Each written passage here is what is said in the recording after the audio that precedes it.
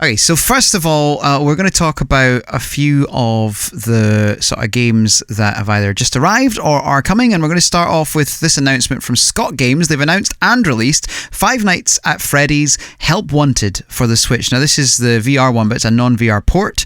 Some people say this is the best in the franchise, and there are quite a few of the Five Nights at Freddy's, and we've already seen a few of them on the Switch too, Anton, but this one has 50 mini-games. Yeah, this one really caught me off guard because the Five Nights at Freddy's franchise was one I always kind of followed from afar, and I believe this is the 7th entry.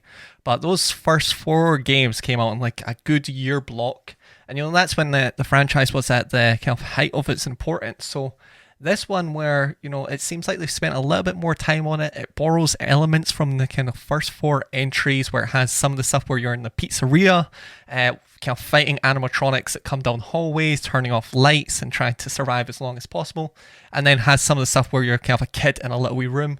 And the minigames are really interesting, where it's not every day, Alistair, you see minigames and horror games colliding in a kind of dark WarioWare tunnel of chaos. It is a really terrifying prospect, that. I mean, to be fair, these games look pretty terrifying as they were, and I imagine if I was playing this in a VR environment, I would probably have to go and change my underwear. At least on the Switch, it's slightly less scary, but it still looks pretty terrifying. But the idea of a terrifying minigame, I just can't wrap my head around it. Minigames equals fun and happy and lovely and joyful, not underwear soiling. Yeah, it's going to be interesting where, as you say, you don't have those connotations. Like, minigames are great, like especially if it's not part of a Mario Party or something like that for just a good 5 minutes. But I don't see myself sitting down on like a first evening being like, I just want I want to be terrified, but only like 4 minutes of terrified. Yeah, there is a fine line between fun and terror.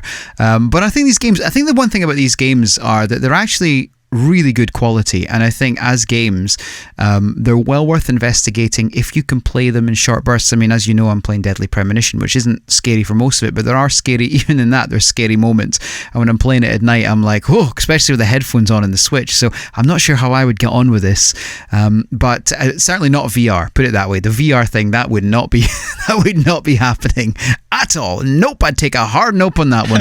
But I still think that this is well worth checking out. So if you are a fan of the previous entries, then definitely go and check it out.